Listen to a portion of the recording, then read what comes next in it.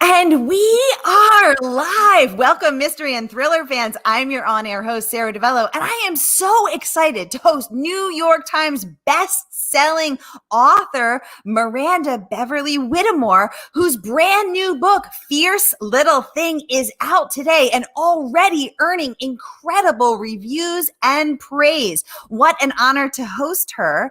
Miranda, welcome to Mystery and Thriller Mavens. Tell us about Fierce Little Thing. Oh, thank you so much for having me. I'm so thrilled to be here on publication day.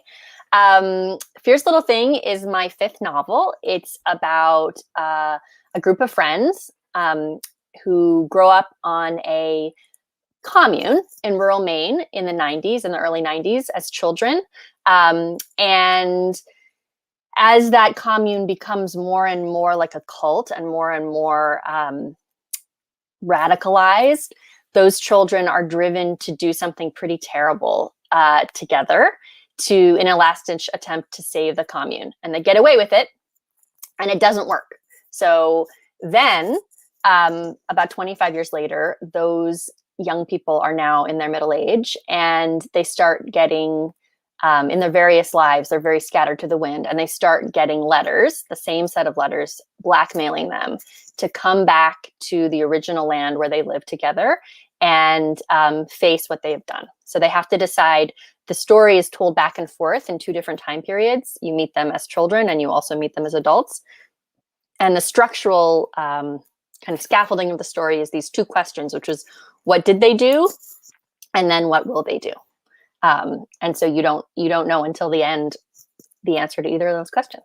Ooh. Oh, well, you hooked us good, Miranda, and I can't wait to get into every single detail of it. But first, I just want to welcome all of our mystery and thriller loving friends who are watching on Facebook, who are watching on YouTube, who are watching on all of our channels. Welcome, book loving friends. You're in the right place. If you've been here before, you know how this works. And if you're new, welcome. We're so happy to have you. Here's how it works.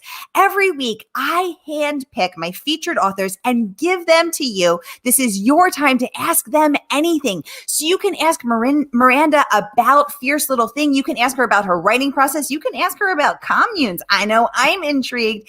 Ask her anything. You know how it is. What happens on Mystery and Thriller Mavens stays on Mystery and Thriller Mavens. It's the Vegas of books. So get the questions going in the comments. Gayle is saying, hi, Sara and Miranda, happy pub day. Gayle, top community member there. Great to have you with us as always. Now, I know I have some questions. So I'll kick it off while you guys start thinking of your questions and getting them going in the comments. Thanks for the hearts, you guys. So Miranda, I want to ask you, why Maine? Why a commune? Tell us about this, the backstory here.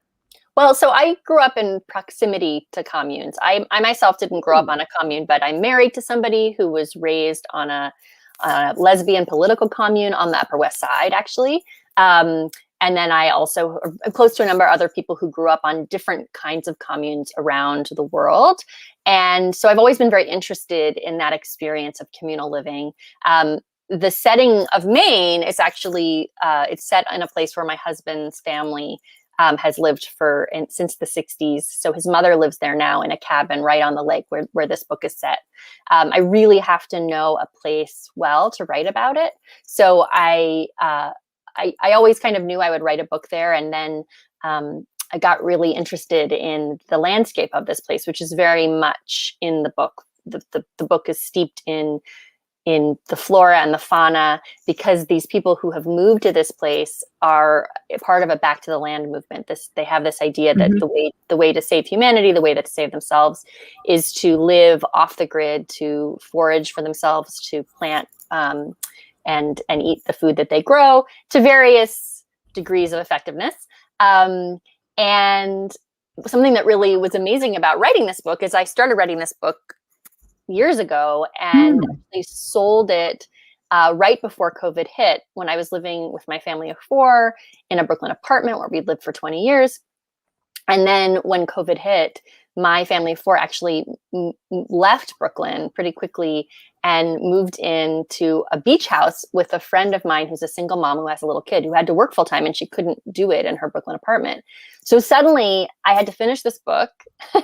I was under deadline and I was living communally, which was like amazing to find myself living in this way that the book was about. Also, a fun detail is that there's a lot of cooking of sourdough in this book. And I had done that for a number of years before the pandemic made that cool.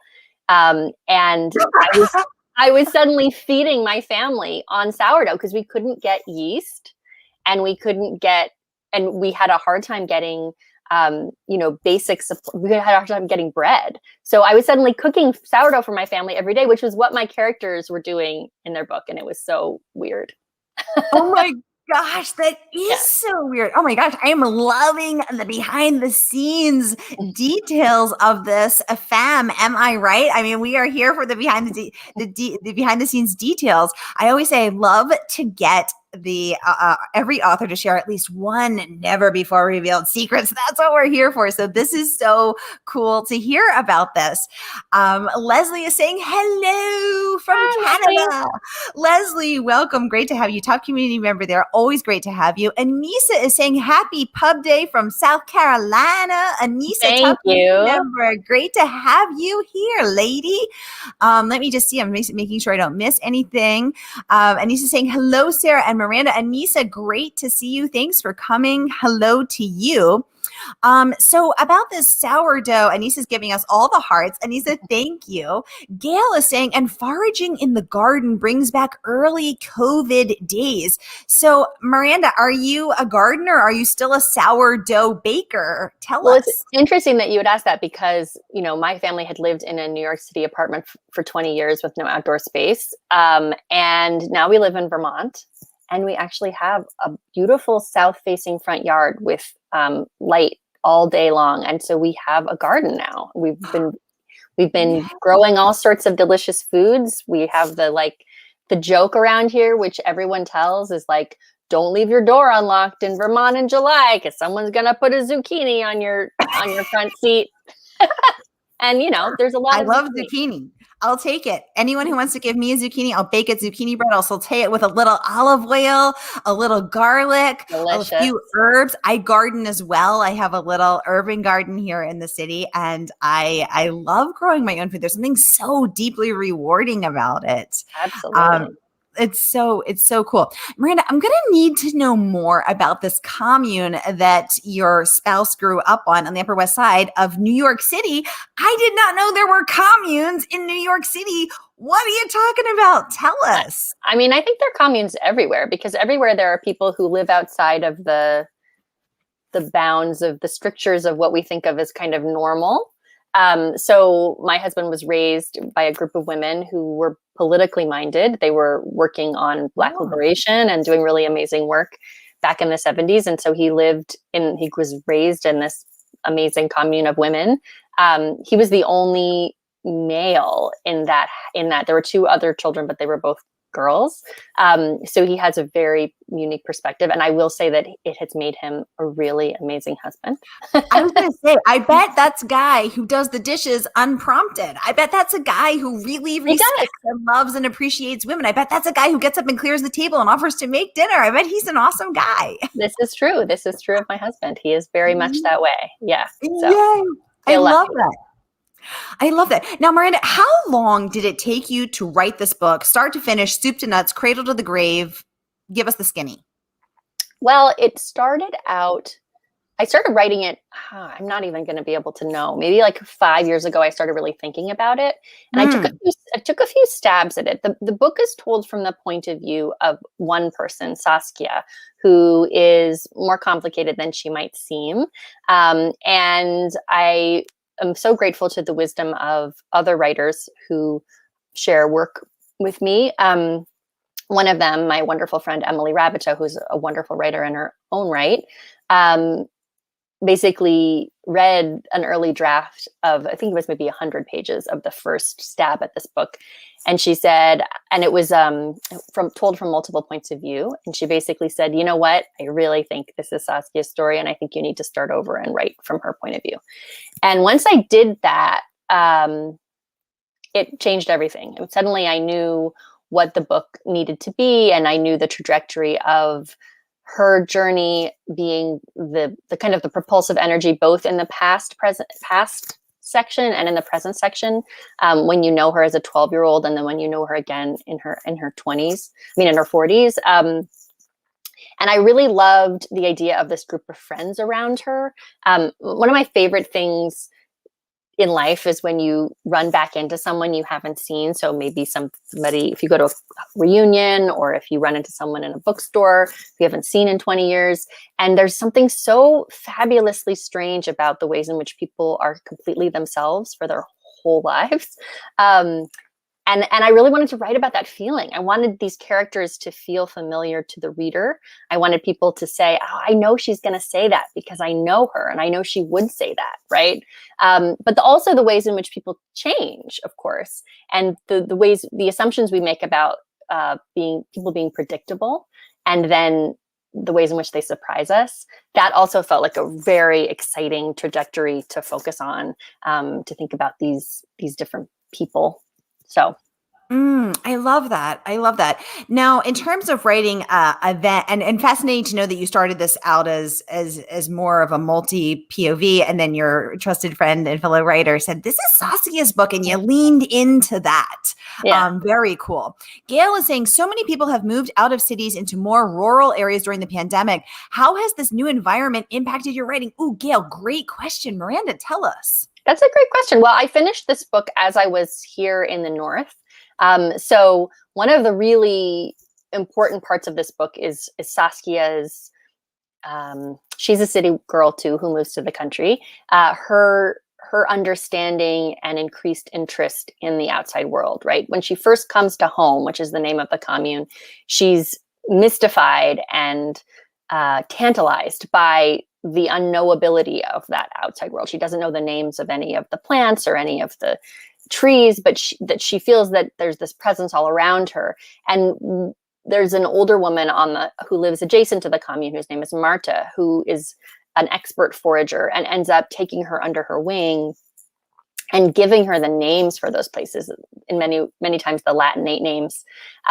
So for me, that journey was very similar. I did a lot of research on what birds and animals and trees and insects and tiny little plants, what those would be called, when they come up, when they grow. And I certainly did a lot of observing of my world. I'm in Vermont, but it's not a terribly different from Maine in some ways, to kind of just get a sense of what that environment, the impact of that on your life.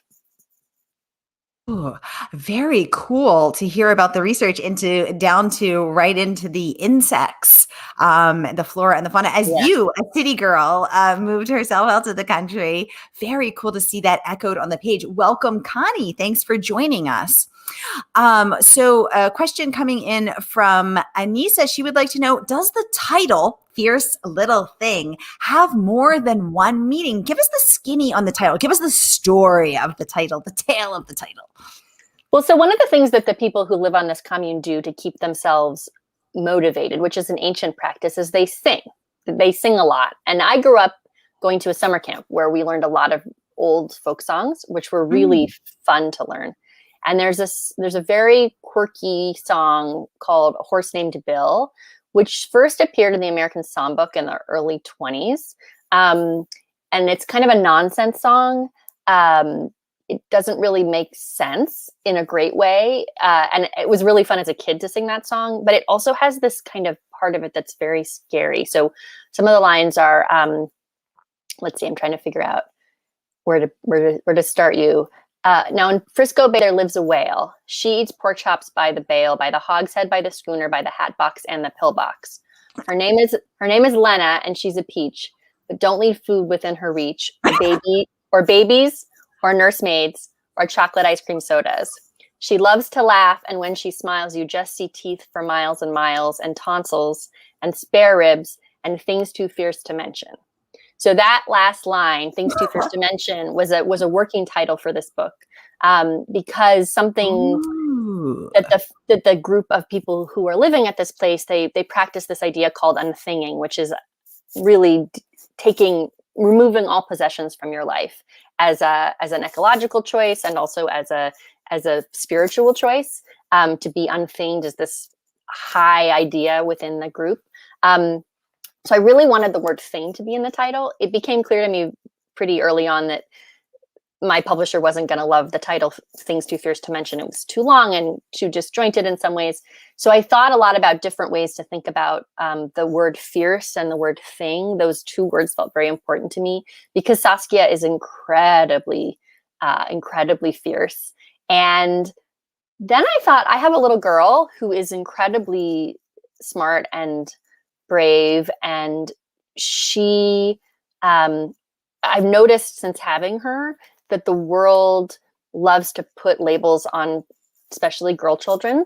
And so the idea of someone being like a cute little thing or a fierce little thing or a tender little thing, those are diminutives we use on children. And so I loved the idea of that name being a name. And it's actually something that comes at the very end of the book. Someone calls Saskia this name. They call her a fierce little thing. So it really fit. But also the book is about unthinking, and also these people do something really terrible together, which is like a fierce little thing.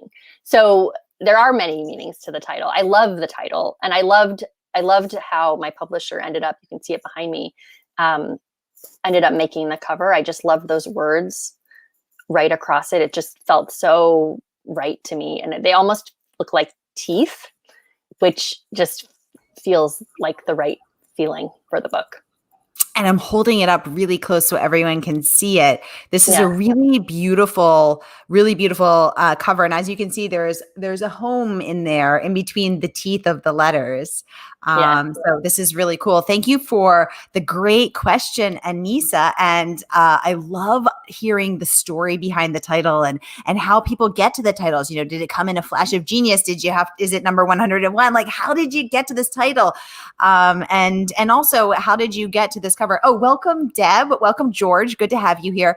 How did you get to this title? Was this, this cover? Was this the first cover? Did you get any input into it? Did you have a few iterations? Give us the story of the cover. It actually was the first cover. So my New York Times bestseller, Bittersweet, has kind of a similar, I don't have it here. It's over there. I won't be able to get it, but has a kind of similar concept. It's a lakeside property. There's a house in the middle. It's golden, though. It's very because that book is all about someone aspiring to be a part of a place where they don't yet belong. So it feels like this tantalizing, like you're just like, oh, I want to go there. I want to be in the sunlight. And this book, Fierce Little Thing, is very much akin to Bittersweet. So my publisher really wanted to create a book that was in conversation, a cover that was in conversation with that. And then they showed it to me, and I just loved it. I will say I'm kind of a stickler about covers, and I don't always love the first cover I'm given. And I try to play nice and be really, really understanding of the fact that at a certain point, a publisher knows better than the writer about what they want, what will sell. And so I try to pick my battles on that, but it was not a problem with this cover. I loved it. And the only criticism I offered was that the house that they used, that is this house, it looked way too brand new and pretty, and Commune is like a rundown, mossy. And so I said to my editor, do you think the designer would be willing to like slap some more dirt on there? But one thing I love about the, here, let's see, I can grab it. One thing I love about the main page, the title page, you'll see is there's this wonderful little, can you see? It's a mushroom. Mushrooms. Yes, these beautiful mushrooms. And I just love them there. And yay. the book is all about foraging and about And the mushrooms have a meaning too in the story. So I loved that little hint. I felt like that gave it that kind of like really earthy tone the book needs, because these are not people who are bathing very often. Right. It's not a pristine environment by any shape of the imagination. Exactly. And I love those little, I think they call them Easter eggs. And when they plant little nods to the content of the book and you're like, I know what that means. And you know, you get to find it. It's so fun as a reader. Am I right, you guys, all of our readers? Isn't that the best thing when you find a little and you're like, I gotcha. I know what that is. Yeah. Exactly. Welcome, Nancy. Welcome, Gayle. 2 Gayles today. Great to have you. Miranda, let's talk about some of the incredible praise that this book has gotten. The Million said this is a secret history-esque tale. All the ingredients for the perfect summer read. That must have been, and that is but one of the amazing reviews that you have gotten. Do you have a favorite review that you've gotten, a favorite bit of praise? I mean, that was really exciting. USA Today over the weekend called it gripping. So that was really lovely. We love gripping. Yeah, it's drawing some, I think there are now 3 reviews that have compared it to the work of Donna Tartt, which means so much to me because I love her work so much. And that's really exciting. And then a review that hasn't yet come out, but I will give you a spoiler, has said that they also compared to the work of Shirley Jackson, which is amazing to me too, because I love gosh. And now you're in Vermont. It's so perfect. You went to the land of Shirley Jackson and she started. And here she is.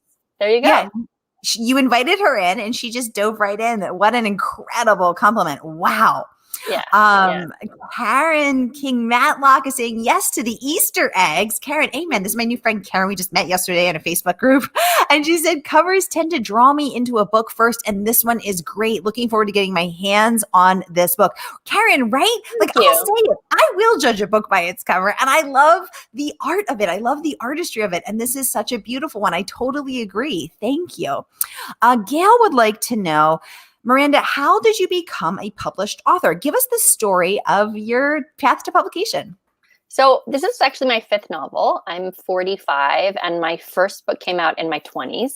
I wrote a book in college as my senior thesis, which has never been published.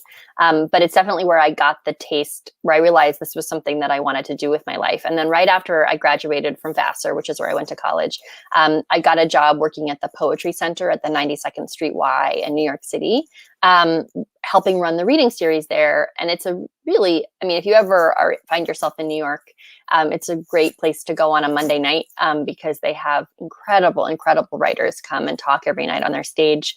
And in the time that I worked there, I worked with Philip Roth and Toni Morrison and Jose Saramago and Seamus Heaney and really amazing writers. And in that time, essentially I was in my early 20s. I was getting everyone coffee and making sure they had their raincoats and making sure that they knew where the green room was. But it occurred to me as I watched all of these luminaries come in and out of the door that this was a job that I could actually have, that I didn't have to just get them things. I could actually do this job too. So in the evenings and on the weekends, I wrote a book, which ended up becoming my first novel, The Effects of Light, which is about a pair of sisters who are photographed by a friend of their family to really challenging results as later on down the line. And that book ended up selling in a 2-book deal to Warner Books, which doesn't exist anymore. But that's how long I've been in publishing. Some publishers don't exist anymore. And so that, and then my second novel was published, and then Bittersweet was my 3rd book, which came out in my 30s. And then my most recent novel, June, came out 5 years ago. So here I am now with Fierce Little Thing. Very cool. Gayle, thanks for the great question. We're always curious to hear about how people get to be authors. And Miranda, thank you for that. And I just want to say, I think your hair is rubbing on the mic a tiny bit and giving us a little bit of interference. That's hashtag long hair girl problems or long hair people problems. Yes. And I have had that problem myself. So yeah, I think it's just because the sound is so great on here that's perfect. Thank you so much. Right. So yes, let me just make sure I'm not missing any questions. Okay. So you have why this book? Why now? What compelled you to write this right now? So on the surface, I think this book is a really fun thriller. Mm-hmm. The truth is that the book is about a lot of things that we're dealing with right now in our country. Yes. It's about white toxic masculinity. It's about men in charge, basically getting white women to do their bidding. And that was something that we saw a lot of in the last election that was really terrifying to see. And that structure works within the structure of this book. I mean, I think Saskia finds herself being engaged in these toxic practices of privilege without even knowing that that's what she's doing. And I think the story becomes, in her adulthood, her realization that she can never fix that, but she can try to redeem a little bit of it by doing the right thing. And I also was I spent the last many years of my life, especially being a mother of a daughter, feeling so angry at how women are treated. And I wanted to write the kind of the ultimate revenge story, a story of vengeance in which a woman who has been forced to act in a way that is really problematic figures out how to fight back against that model. So there was something really fun about writing that part of the story, writing her choice to kind of like come into her own and to become like an axe, that's the head of the cult. This man named Abraham at one point tells her that she's built to destroy.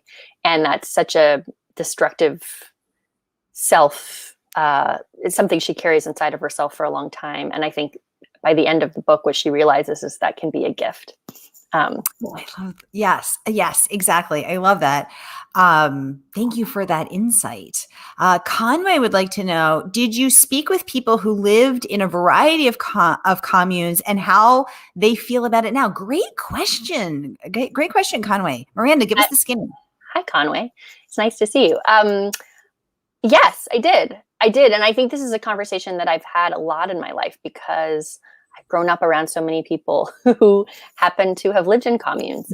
So I really did think about that. And I asked a lot of questions, but ultimately, what this story is about the human element, right? So anytime I tell a story, I was talking about this yesterday in an interview, I really try to be careful about not over researching, because I think that you can get mixed up in too much information and you can start to feel like you're writing, you're not writing a story, you're writing a set of ideologies, or you're spouting.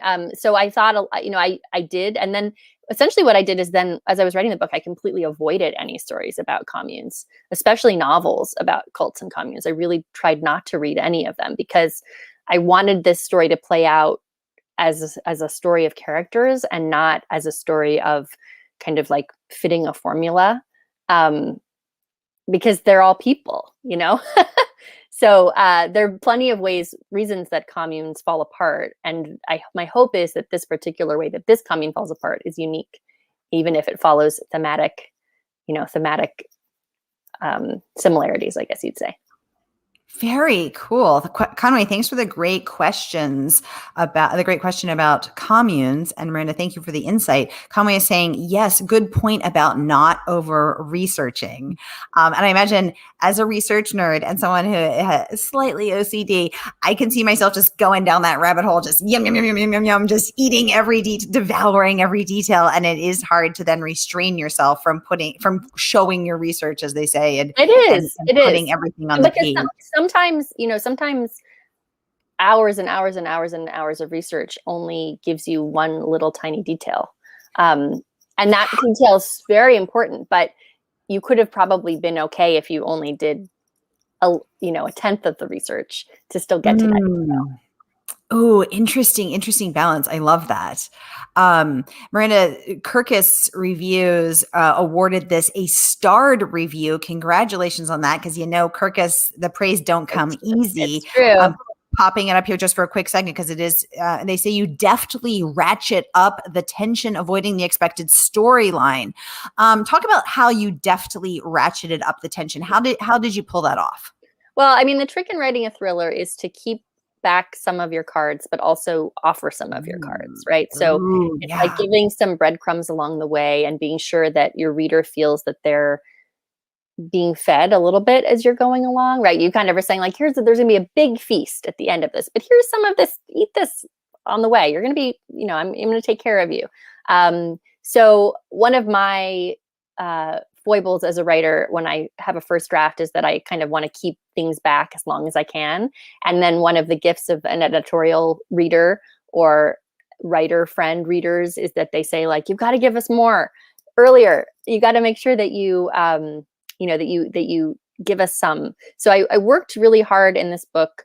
And sometimes that can look like, honestly, like, having note cards down and really trying to kind of really think of it as like a symphony where you're turning up the volume here and you're turning it down here to figure out when those good spots are to really say somebody's earned this. They need to know the answer to this. But then the trick then in those answers is to have them ask more questions, right? So you never give an answer that isn't going to complicate the reader's experience, right?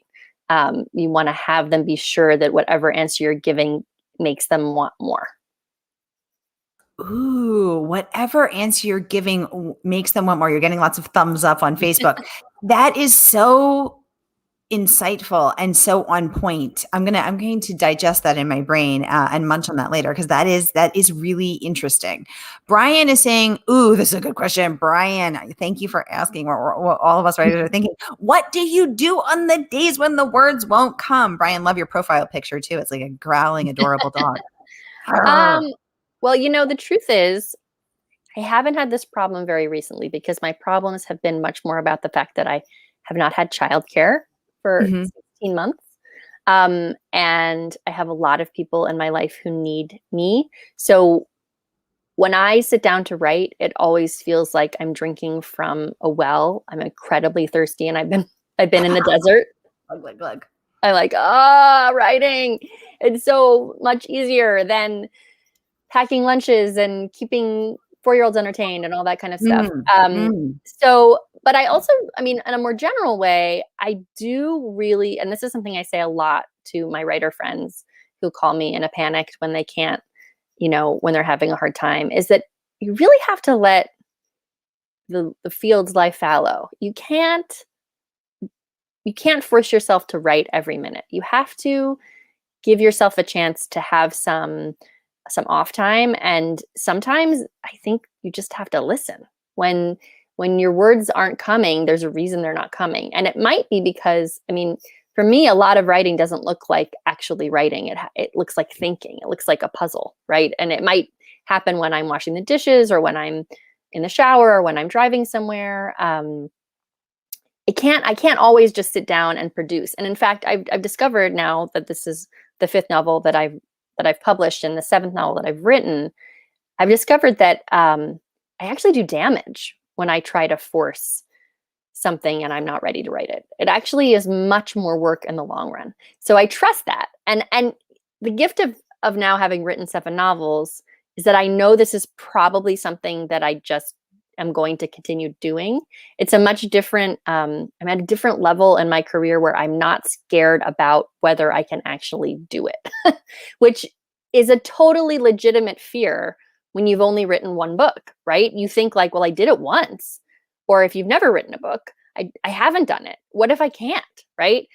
There's something really interesting that comes in mid-career where you suddenly go like, well, I have done it and I continue to do it. So the chances are high that I will do it again. And so in some ways, giving that gift to myself of saying like, it's not happening today, and the truth is that then like the job of the writer is, as Publishing Week always attests to, there's so much more that you have to do, right? Like Yes, I could always be doing, and just like dealing with my website, right? And writing something shorter that I can use, put up on Medium, or that I can pitch somewhere to try to support the project I'm working on, or participating within my own writing communities to support other writers. Like, yes, there are many, many things that you can be doing if you are in a moment when words are not coming to you. And those will also make your career stronger, because the irony of this job is that even though you're alone making up worlds by yourself,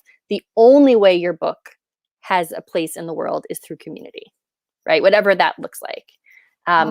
So building that community is, I think, a perfectly more than legitimate way to spend that time. Oh, I love that. I love that. Thank you. George says, this sounds like an interesting read. I've always wanted to live in nature, but not in a commune. I found it interesting to delve into commune life and when it turns to cultists. Certainly how one person can have so much control and say things like, you are meant to destroy. Yeah, let's talk about the character of Abraham. And I'm just putting your quote down, George, because it is so meaty and delicious, but it's just covering your face a tiny bit. But thank you for all of that wonderful content you gave us. Let's talk about the character of Abraham. His position of power, because power dynamics is something that you really address in this book, of white male power over women. And let's talk about when communes turn to cultists and the character of Abraham abusing that power. Yeah, so I knew from the beginning I did not want this to be about a cult where bad sexual things happen. That is not something I wanted to write about. And it certainly happens all the time in real life. And that is not my place to talk about, because I have not experienced that in that context. So I really wanted to make it from the beginning that this was not someone who was going to rape anybody or sexually assault anyone. That does not mean that there are not sexually inappropriate things that happen in this book. But that's about his wielding of power in this community of women, and kind of him choosing to use his charisma and his power as a way to have power over all of these women in various degrees. My good writer friend Tova Mirvis, who is so smart and wonderful, she was talking about growing up as a young Orthodox person, and she had this idea. She kept talking about this as we were talking about the draft. She was saying, there are these charismatic rabbis in the communities that I grew up in who, of course, were never overtly talking about sexuality. And yet what they were using was the language and power of their own charisma to get young women to do what they wanted, right? And that's exactly what Abraham does in this book. He locks in, especially with Saskia. He elicits this loyalty from her, and this and that's super compelling to her. She wants to be, she's like standing there being like, please choose me, please. And there's this really amazing book that just came out called Cultish, The Language of Fanaticism by Amanda Montell, which is all about how it answers your question, George. It's all about how specifically language works in cults. And she also has a podcast, which was really fascinating. It called Sounds Like a Cult, in which basically she and her partner go through like Soul Cycle and The Bachelorette and aspects of our culture that we take for granted, and talk about the ways in which cultish language within those spaces creates unhealthy moments, right? They're not all cults, but they actually are quite pervasive in our culture. This idea of people, especially men in power, using a specific kind of set of languages, or giving their followers a set of kind of tools by which they can unlock the secret to happiness. And that was a really fun thing to write, to think like, how does that happen? And as Abraham becomes more unhinged and becomes more afraid because of what's happening at Ruby Ridge and in Waco, Texas, he ratchets up that stranglehold on the community through his language. Oh, and you do it so well. I just posted a link, an excerpt in the comments from the New York Journal book review, and they praise your beautiful prose. Thank So you. the way that you use words, the craft of the writing has also been noted and appreciated in your many reviews. So if anyone is interested, I just posted a bunch of them in the comments. Brian is saying, oh my gosh, his furry friend is named Smokey. Hi, Smokey. I'm like a passionate dog mom. So any little doggies, I just love. Rubidium would like to know, when you create your characters, I love this question. Do you envision them as people you already know? Do you cast the story in your head with stars, or do they remain gauzy? Oh, I love the word gauzy until the story takes over. Miranda, give us the skinny. Rubidium, great question. Hi, Rubidium. That's my brother-in-law, and he's a filmmaker, so this is a very good question for him to ask. Ooh, Rubidium.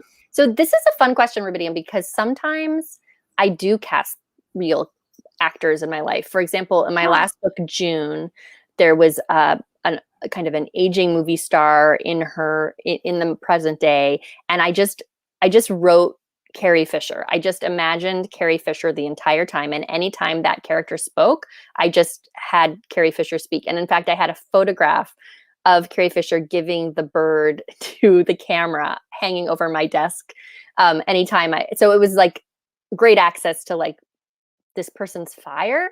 In the case of this book, I really didn't have a strong take on casting, but I did have to have a consistent idea between the young people and the older people, which was very challenging to imagine, especially people's bodies and how they change from the time they're 12 until they're in their 40s.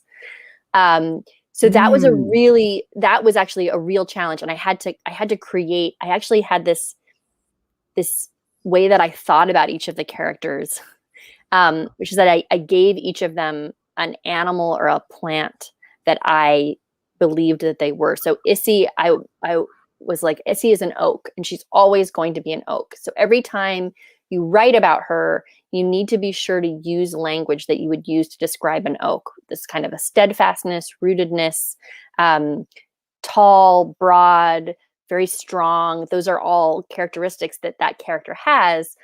Whereas Cornelia, another character, I was like, Cornelia is a squirrel, right? She's always kind of gathering up the things she thinks she needs and keeping them close, and she's nervous about everything, and she'll scatter away if something doesn't go right.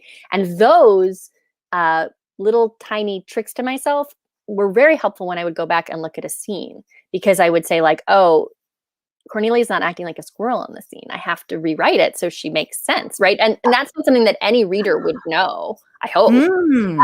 But it was very helpful. Oh my gosh, I love that. Rubidium, thanks for the great question, Miranda. I love that. Thank you. Conway would like to know, how much of the plot do you work out at the beginning, and how much does it evolve as you write? Oh, so this book I knew. So there's something that happens at the very beginning of this book that is important, but you don't quite know why all the way. And that's the key in many ways to who Saskia is. And you don't get that answer until the very, very end of the book. So I knew that from the beginning, and the details of that specific, what happens in that moment, in that part of the story, have changed, but the outcome is the same. So that held up the story. And then I knew as I wrote, I knew that in the past they would make this choice and they would do something bad. And so the circumstances of that choice and what they did remain pretty consistent throughout the book, throughout the writing of the book. What happens in the present day and how they react when they start to be blackmailed for what they did in the past, I was much more up in the air about. I knew I wanted to be about vengeance. I knew I wanted these characters to kind of get their comeuppance, but also to learn and be redeemed. But I didn't quite know the specific logistics of the last maybe 15 pages in which very specific things happen. And those were actually, I actually, in my last draft before we finalized it, something kind of different happened. And my editor, who I love, Christine Koprash at Flatiron Books, who I edited Bittersweet with, she advocated for something very different. And she was right. It was great. Very cool. Welcome, Stephen. Welcome, Amy. Those are 15 packed pages too there. So thank you, everybody. I want to remind everyone to grab your copy of Fierce Little Thing today. The book is out today from Murder by the Book. I just put the link in the comments on whatever platform you're watching on. So click that link and grab this book because you're going to be glad you did. I posted snippets of all of many fabulous reviews that Miranda has earned. Y'all, I want to thank you for joining us here today. Mystery Enthriller fam, you're the best. I love my people. We will be back at 4 p.m. With Brad Parks. You know, he's always a good time, so stay tuned.